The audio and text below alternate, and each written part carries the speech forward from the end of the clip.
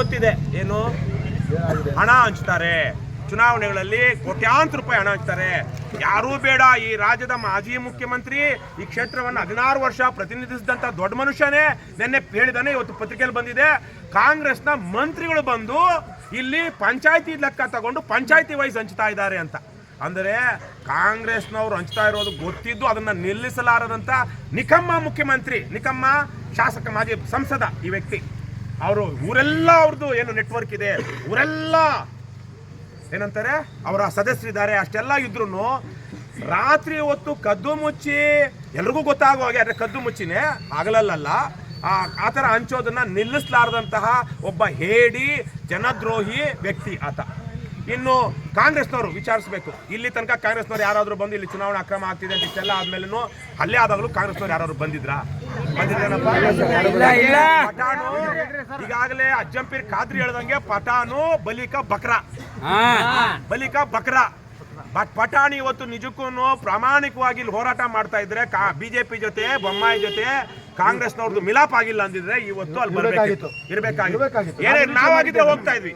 ಕಾಂಗ್ರೆಸ್ನವ್ರು ಇವತ್ತಿಗೂ ಎಲ್ಲೇ ಆಗಲಿ ಬಿಜೆಪಿಯವರ ಚುನಾವಣಾ ಅಕ್ರಮವನ್ನು ನಿಲ್ಲಿಸೋದಿಕ್ಕೆ ಹೋಗಿದ್ರೆ ನಾವು ಹೋಗ್ತೀವಿ. ಅದೇ ರೀತಿಯಲ್ಲೇ ಬಿಜೆಪಿಯವರು ಎಲ್ಲೋ ಕಾಂಗ್ರೆಸ್ನವ್ರು ಹಣ ಹಂಚ್ತಾ ಇದ್ದಾರೆ ಅಂತ ಗೊತ್ತಾಗ್ಲಿ ಅಲ್ಲಿ ಹೋಗ್ಲಿ ನಾವು ಹೋಗ್ತೀವಿ. ಬಿಜೆಪಿ ಕಾಂಗ್ರೆಸ್ ಅಂತಿಲ್ಲ ನಮಗೆ, ಇಬ್ರು ಈ ದೇಶದ ಪಕ್ಷಗಳೇ. ಆದರೆ ಅವರು ನ್ಯಾಯಕ್ಕಾಗಿ ಹೋರಾಟ ಮಾಡಿದಾಗ ವಿಷಯಾಧಾರಿತವಾಗಿ ನಾವು ಬೆಂಬಲ ಕೊಟ್ಟೇ ಕೊಡ್ತೀವಿ.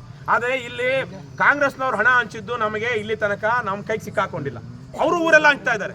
ಹಾಗೆ ಈಗ ಇಲ್ಲಿನ ಒಬ್ಬ ಶಾಸಕ ಎಲ್ಲ ಸುಳ್ಳು ಹೇಳ್ತಾ ಇರ್ಬೇಕಾದಲ್ಲ, ಬೊಮ್ಮಾಯಿ ಏನು ಆವಾಗ ಸತ್ಯನು ಹೇಳುವಂತ ಮನುಷ್ಯ ನನಗನುಕೂಲ ಆದಾಗ. ಹಾಗಾಗಿ ಕಾಂಗ್ರೆಸ್ನವರು ಹಂಚ್ತಾ ಇರೋದನ್ನ ನಿಲ್ಲಿಸಲಾರದ ಪುಕ್ಕಲ ರಣಹೇಡಿ ಬೊಮ್ಮಾಯಿ. ಆದರೆ ಇವತ್ತು ಅವ್ರ ಕಡೆಯವರು ನಮ್ಮ ಮೇಲೆ ಹಲ್ಲೆ ಮಾಡಿದ್ದಾರೆ. ಇಂಥ ಸಂದರ್ಭದಲ್ಲಿ ನಿಜಕ್ಕೂ ಕಾಂಗ್ರೆಸ್ನವರು ಅಪ್ರಾಮಾಣಿಕರು, ಭ್ರಷ್ಟರು, ಬಿಜೆಪಿಯ ಗುಲಾಮರು, ಬಲಿಕ ಬಕ್ರಾಗಳು. ಇಲ್ಲ ಅಂದಿದ್ರೆ ಅವತ್ತು ಬರ್ಬೇಕಿತ್ತು ಅಲ್ವೇನ್ರಪ್ಪ, ಬರ್ಬೇಕಾಗಿತ್ತು. ರವಿಕುಮಾರ್ ಹೋಗಿ ಯಾರವ್ರು SHO ಅವ್ರು ಯಾರು ಕರೀರಿ, ಎಲ್ಲಿ ಅವ್ರು ಯಾಕೆಂದ್ರೆ ಈಗ ಬಂದು ನಮಗೆ ಎರಡು ವಿಚಾರ.